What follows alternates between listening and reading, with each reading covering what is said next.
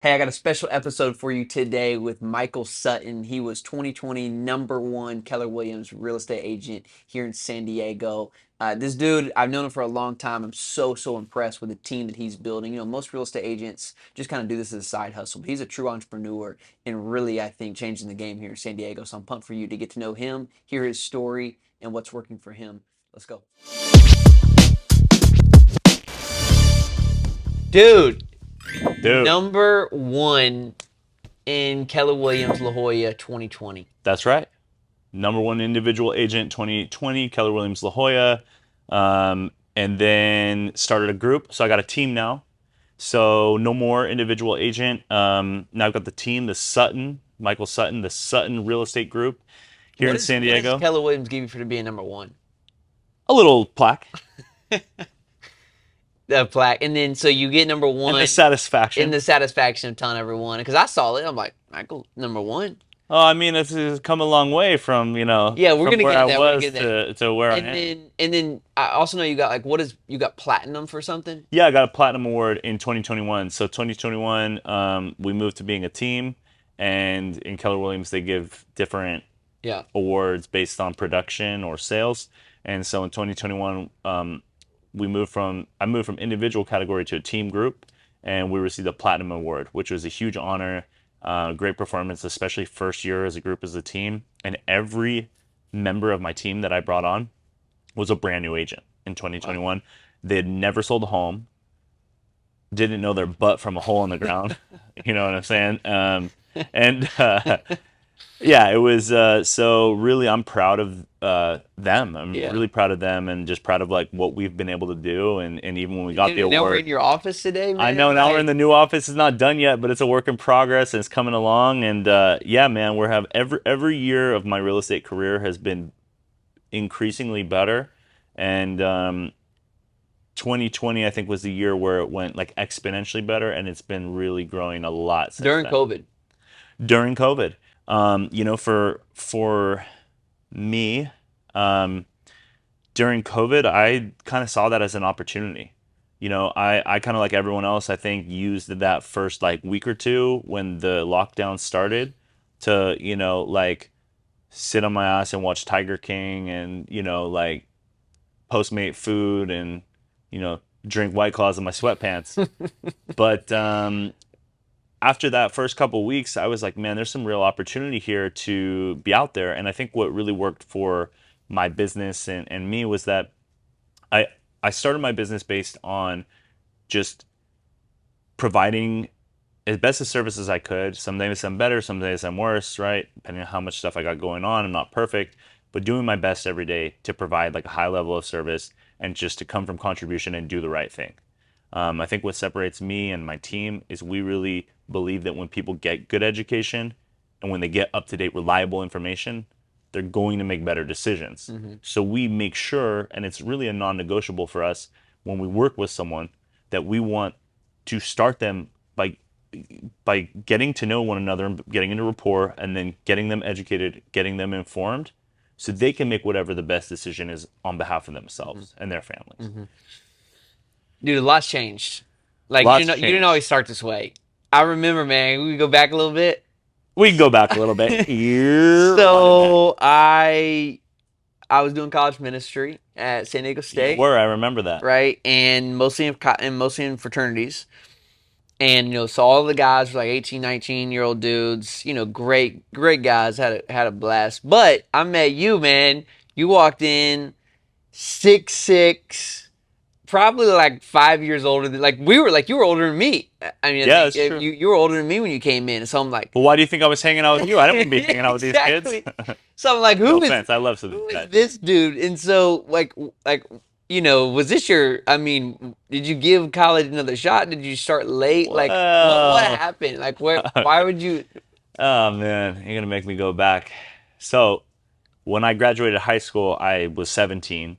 I was immature even by the standards of a 17-year-old. Uh-huh. I didn't really know what I wanted to do. I had this intuition since I was a kid that I wanted to do real estate. I didn't really know why. It was like an intuition. I just had this feeling that real estate would be something that I would do.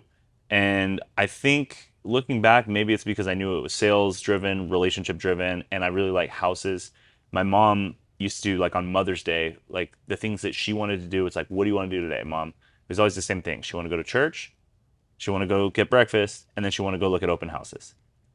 She's like my worst nightmare when I'm hosting an open house looking for clients. Right. People like my mom because she's what they call a looky loo, you know. But she would, so maybe there's some fondness in my heart from that experience, but it was cool because I got to see a lot of different homes, and she always was just like, well, it's fun to see like these Yeah. different homes, you know. And I love art and architecture as an art and just the way that people design and do their homes. I just find it so cool. And every day I'm, maybe not every day, but oftentimes, and I'm a San Diego native, born and raised, like I'll find pockets of neighborhoods I've never seen or heard Yeah. of, and um, Yeah, just that is what like makes you all different. kinds of Like, stuff. like I like following you because like San Diego. But don't get sidetracked. I want to know why a dude at 25, 26, however the heck old you were, was in Oh, a okay, okay, fraternity all right, at San Diego State. Let's go back to that. Like, all was that right, your fine. third attempt? I mean, did you come back for Okay, just that's right. a second So lap you're or right. what? So I went into community college out of high school. My school counselor told me I was going to be a loser. Is that what she said? What was? That was the subtext. But I don't think she said, Michael Sutton, you're going to be a loser. Yeah. But it was basically what she said. And I was pretty salty. And I mean, I felt pretty resentful at her for a long time. And I feel like some of that helped like fuel the fire to drive me. But at the same time now, I'm like, that was good to help for a little bit. But now I kind of realize like I was giving all indications that I would be a loser, right? So I went into community college. I was 17. I was immature. I had this background in intuition. I want to study real estate. I started taking the real estate courses and I was studying business admin. I hated the classes. I wasn't engaged. All I wanted to do was party and hang out with my friends and hang out with girls and just do all that, right? And then I didn't like the classes and the real estate market crashed, right? And everyone I knew that loved and cared about me was like, don't do that, don't do that, don't do that. Like the market, this, that, this. And I was so young, I didn't even know what the market was. I'm Right. just like, I would just want to do Yeah, it this. was like I just want to do real estate, right? Like, right. and so um, I was like, okay, well, maybe that's not going to be something to do. And I started taking classes in psychology and I got disengaged. And really, like, I ended up doing poorly in community college. I got put on academic probation. I got kicked out because I went and I was like, okay, okay, I'll get better grades, and I didn't, and I did, and they were like, yo, you can't like come back. We're putting you on like not just like the probation, like you're out. You have to sit out a period of Wow. time. And so I was kind of So you just like, got gave it up at that point. I kind of gave up. I wrote it off, and I just kind of like did a bunch of different like odd jobs and lived more of like a bohemian party lifestyle. It was just kind of like I was, kind of fulfilling that prophecy of my counselor being kind of a loser, Yeah. And one day uh, I went to a wedding and I met this person, and I ended up forming a relationship with this person, and that brought me to a time in my life where I lived half time in Tijuana, Mexico. This was a girl. This was like a girlfriend. Yeah, it was a girlfriend. I mean, people are always like, why'd you move to Tijuana? I was like, well, like, why else, right? So I spent half my time there basically, and so part of the week in TJ, part of the week here in San Diego. And that was the first time I feel like in my young life where I felt like really inspired, like inspired by a culture, inspired to learn a language. I just was like fascinated with how we have this other city and this whole group of people that like cross the border every day and have this like intermingled life, and I became a part of that, and I really love that, and I still love that, and I feel like it was a huge moment in my life that shaped me even today. I mean, when you came in, I'm like blasting like Mexican music Yeah, and stuff like yeah. that, right? And That's interesting, man. I always thought like you just kind of had like a Mexican heritage in your family. well Because it is well part of like you know the language really well. It is kind of like a lot of what well, to you. be fair, when I was a kid, both my parents worked, and I had a nana from Guadalajara, Mexico, that took care of me from the Yeah. time basically I was born to like 13. So I grew up like eating Mexican food, home Mm, cooked. That's like what I ate. So for me, that's like really like a kind of a comfort mm, food, right? And that was basically like my second mom. mm. And so there is, I think maybe that kind of like Yeah. got that, and then just being a San Diego native, man. So it's always really been a Yeah. part of my life. I think the first time I went to Tijuana I was probably 7 or 8 years old, Yeah. and grew up, and then did the the high school, go down there and pop some firecrackers, and then you go to older high school, college, go down there to little nightclubs and Yeah. that, and then in my 20s is when I really like started exploring the culture. So at that point, I had this new inspiration and just kind of invigoration, and I was actually excited to go to school. So I went back. They let me back in. Oh, you went back to I community. went back to community. They let me back in. I had to make up a lot of classes that I failed, Okay. and I ended up, and I had all these like beliefs because I had put myself such in a bad place. Like, oh, I'll never graduate college. I'll never get, well, maybe I could do community college, but once I get to the 4 year college, because they're like, this is going to be different. It's going to be a lot harder. Oh, well, I'll never graduate 4 year. Well, I went back to community. I had to get basically straight A's all the way through to correct my stuff and get a good enough average Right. because of my bad GPA to transfer into San Diego State, which I then got into, and then I did pretty well there. And because I thought I wanted to do a master's, potentially a PhD, but more was leaning master's, in either like doing a master in social work or marriage family therapy or studying psychology. Really? Yeah, You was a really. therapist? I know. That's why I was like, I can't do that. You I'd be like, talk too much to be a therapist, bro. ah, shut up. But yeah, I'd be like, come on, man, you gotta look at this. You gotta cheer up, dude. Like, But yeah, so you could like my see. wife is a therapist, bro. So like when I think about you as like a therapist, like more of like let's go drink a beer. But like I mean, anyways, keep going. So I know. So I talked to some people who had those jobs and studied those things and did those programs, and it became clear to me very quickly that's not what I wanted to do. Right. Right. And so at the time, too, I met these people who were really great when I was staying in Tijuana, and they were working with this group and doing volunteer work. And so I was really kind of like filling my bucket for like contribution and helping with this group called Out of the Boat, and doing like a lot of work with some of the orphanages they work with down there in TJ, and they have active participants and volunteers there and here in San Diego.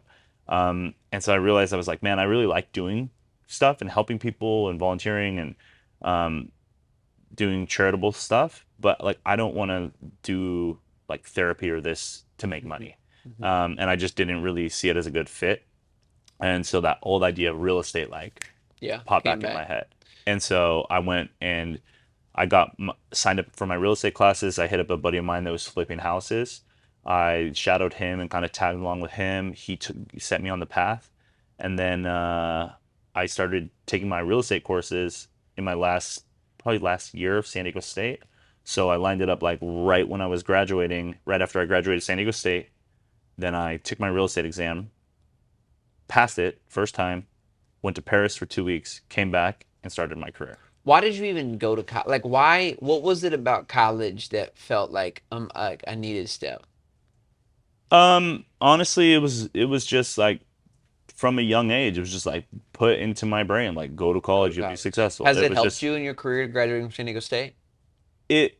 I would say this: college definitely helped me. I wouldn't be sitting here on this couch if I didn't go to college with you because I wouldn't know you. That's true. I learned a lot of good stuff. Do I think that there are people that could benefit, or that the cost benefit analysis wouldn't really like have a great ROI because of it, or they might put themselves in the debt and in a careers that it doesn't make sense to me? Definitely. But in But your for sense, me, what college did was the network. the network was huge, and in our industries, in real estate industry, that's huge, Right. right? And so I actually have guys that from the fraternity, from school, that I've sold homes to, Yeah. right? And that have like reach out to me and ask me about real estate. Yeah. And so, I mean, that is a direct ROI. And I mean, selling a few homes from people I went to college with, um, that basically paid for my entire college. Right. So, or if you add it up, I'm sure it would. So first year as a real estate agent, like it just seems. Oh man, my first year was a mess. Yeah, I mean, what is that even? What does a first year real estate agent Well, do? well, when I first started my real estate career, uh, once again, I didn't know anything about real estate. I think I graduated school, I was Do 25, most real estate 26. agents know anything about real No, estate? they still don't know shit. It's just They a lot of, I'm telling you, I'm shocked at when I talk with some of my peers how little they actually know about real estate, the asset class, even sales. Like I'm like, how do you Yeah. do this? I don't know, but not to knock them. I think it's just in San Diego. Like the joke I make is like this, right?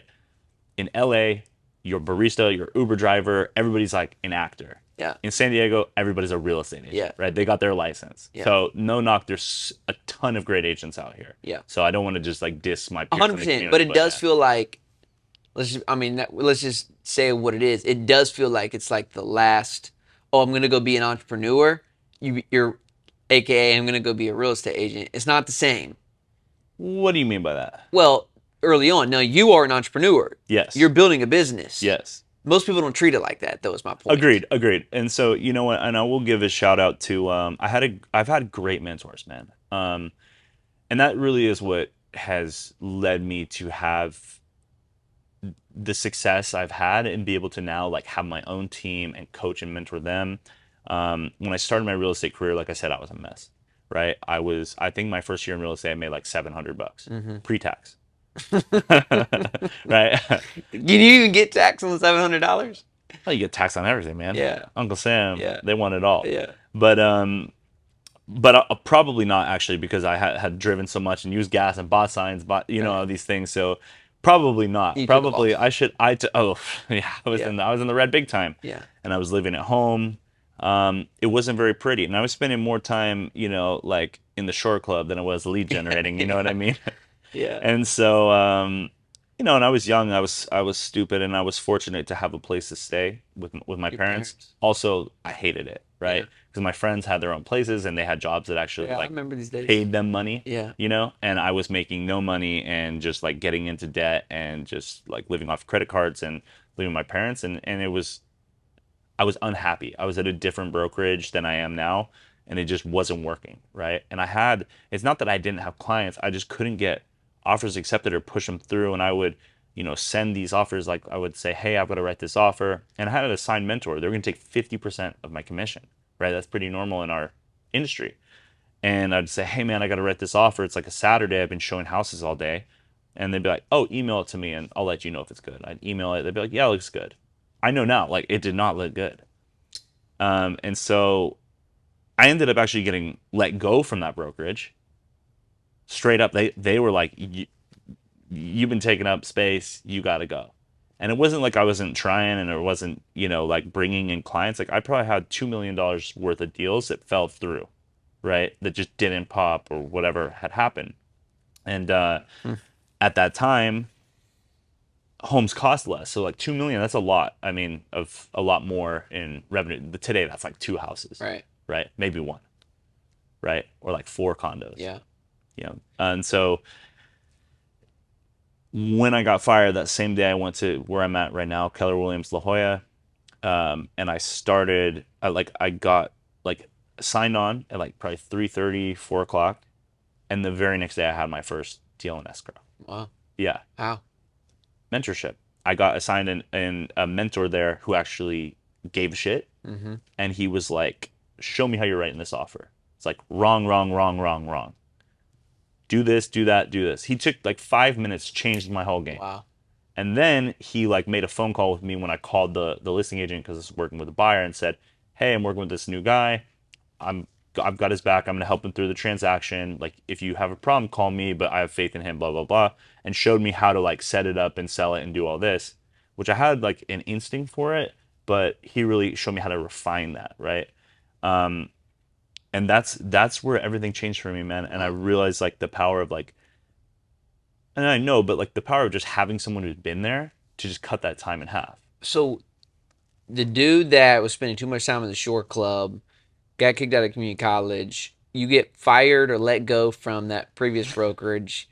You could have just went back to your sweatpants and drank White Claws. Like, what was why even? First of all, they didn't have White Claws in 2015 or whatever that was. Dang, man, It would have been seltzers. it would have been some Crispy Boys, some Bud Lights back then, I think. Right. So what was you were just different. You were ready to get out your parents' house, or what was Man, I was ready to get out of my parents' house like way before then, but I think like I had some stuff. I had the end of a relationship right at the beginning. I had a lot of stuff change. I graduated school. And I hadn't, keep in mind, like I hadn't really worked like a career job at that point. I was, because I, like I was kind of just like being a loser. And then I went back to school. I was living in Mexico. I got good grades. I studied hard, and I had a couple like just like jobs and Mm-hmm. sales kind of stuff. But then I came out, I graduated college, end of a relationship, and thrust into a new career that's super challenging. And I was still like, I was 25, 26 years old, and I like to go to the short club and hang out with my friends and this and that. And so, and I didn't have like friends who were really like buying homes, because they couldn't afford it. Right. So I'm out doing open house on the weekend and doing stuff. And I think what happened is once I got that first deal done, and then I got like another deal done, and then maybe like one more, and I started to kind of like actually kind of like get this swing of things. I went to this event where this really there was a panel of people, but from Keller Williams in like Orange County and like LA area. So we drove up there, and then this dude got on the stage, who was not affiliated with any of them, and he started telling his story. He's talking about how he like came from Vietnam, and he was just like, lived in like homeless shelter and all this, and now he's like this multi-millionaire real estate investor, and he was just like super raw and energy. And now he's got a big following, but back then he didn't. This dude Thatch Win. And I went up to him after that thing, and I was just like so moved by it, and I was like, dude, like I'm so moved by your story, like thank you for that. And he told me, he's like, hey man, I'm selling this like coaching program. It was like 399 or something like that at the time. 399, 499, something like that. I think I like maxed out my, 400 bucks. yeah, Yeah. maxed out the rest of Yeah. my credit Yeah. card. It's Huge like a expense. $1,500 limit, Yeah. right? To like do it. And I was super skeptical. I would never do stuff like that. I wasn't into personal growth or reading or anything like that. And he just told me, he was so sincere. And the way he like looked me in the eye and told me, I knew he wasn't bullshit. Yeah. And he was like, trust me, this is going to help you. And that was, aside from like going to Keller Williams La Jolla, that was a huge pivotal moment for me, because once I got in his program and around someone like him, and now this dude's huge. Like he's got a massive following, Right. but he's been preaching the same freaking message for years, and he's been the same dude, just super authentic and consistent. And he just taught me mindset. He taught me about gratitude coming from contribution. And a lot of people say that and they just preach it, but like he taught me how to live it, right?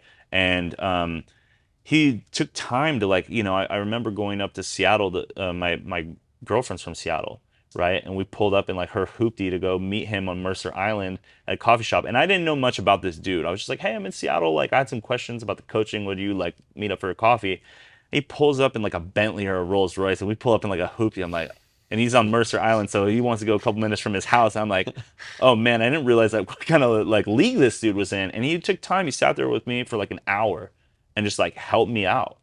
And I was like, man, like for a guy like this to do that, it just really like shifted my perspective. And then I started like having more and more sales, right? Because I had this new like daily practice and mindset, and learned. And then I just got, at that point, then I just got this like voracious appetite for like reading, mindset, and just like personal growth. Mm-hmm.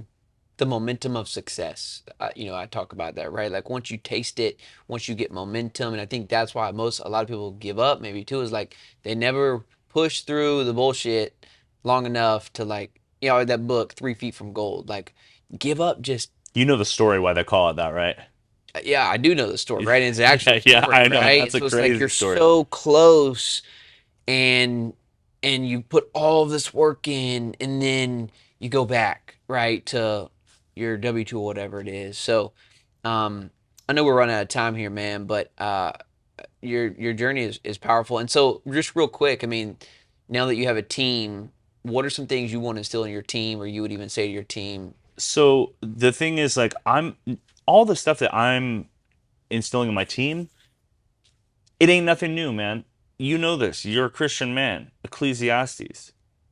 Nothing under the sun is new, right? The stuff that I got from Thatch, a lot of it's rooted in like ancient Eastern, like Lao Tzu, like philosophy. And then I have another great mentor, Brian Kane, the OP at Keller Williams La Jolla. I mean, he's taught me all kinds of stuff that he's probably getting from Gary Keller. He's probably getting, I take stuff from Tom Ferry, Mike Ferry. I take all the best stuff that I've experienced from all over the place, and I put it together for a unique kind of program and education and mindset and just kind of philosophy that I've kind of condensed down and give to my team. Simplify it. If you could just say, hey, someone's listening to this, what would it be? What would it be? Here are kind of like the basic things that are kind of like the fundamentals if you're going to be on my team. You need to be honest, you need to be open-minded, and you need to be willing to do the work. That's important, and you've got to have grit, right? Those are the prerequisites for being on my team. You don't need experience, you don't need any of that, but you need those things mandatory, non-negotiable. The other thing is um, we believe in contribution, which means coming from a place where it's like, how can I be of service to you without expecting anything in return, right? That energy allows us to actually be present with people to help guide them along their journey and help them. And then like the money shows up. But if we put our focus there, everything else falls into play. The other thing is, and I got this, from Thatch, is stop the grind, get aligned, right? So like by focusing first on being in alignment and feeling good, like spiritually, mentally, physically, we are able to not have to go through like the grind of life, but really like flow through life, which is so much more powerful because you get better results and have a better journey along the way. The other thing too, and this is shout out to Brian Kane, is when people get good education and when they get reliable information, they're going to make better decisions. Would you agree with that? Yep. Everyone would, right? And so we really pride ourselves in providing education and information. And in our industry, real estate, it is my belief that a lot of people, unfortunately, prey on the ignorance of the consumer. And we don't do that. We pull back the curtain, we open up the hood, and we show you the engine and the working parts. And we want you as our client to understand what you're doing. Our lender partners who do the loans share those same philosophies. So before we go out and show a house, right, or get someone to buy an investment property, they know exactly what they want, why they want it, what it's going to cost, what their monthly is, what the market's like, and how we're going to write a winning offer. Or if they're selling, they're going to know why we're comping the house or using comparable market data to like value it, what the strategy is, how long that will probably take, and like what the plan is, right? What the marketing plan is. And then, so it's like we want people to be able to have the info and then make the decision, right? We don't want to say, oh, just like sign here and trust us here. I mean, we can do that too. If you're like, don't bug me, just get the job done, fine, we can do that. But we have found that people want to be informed, they want to be a part of the process. And this real estate is an asset class. So if you're going to own an asset, like you should understand at least the basic fundamentals, right? So that I think is kind of the bottom line of like what makes our team different. It's nothing new, but it's really the best from a lot of really great people that I've met and that have helped me along the way, and putting all of their stuff together and putting a little bit of that Michael Sutton flavor on it and spice just to wrap it up into something that's not The Michael Sutton. new, the Michael Sutton, the little salt bay, the Sutton sizzle. But it's something that's unique, but it's nothing new. Hey, if you like this interview with me and Michael, make sure you hit the like button and hit subscribe. Help us share this channel so we can do more stuff like this. Think wealthy. Cheers.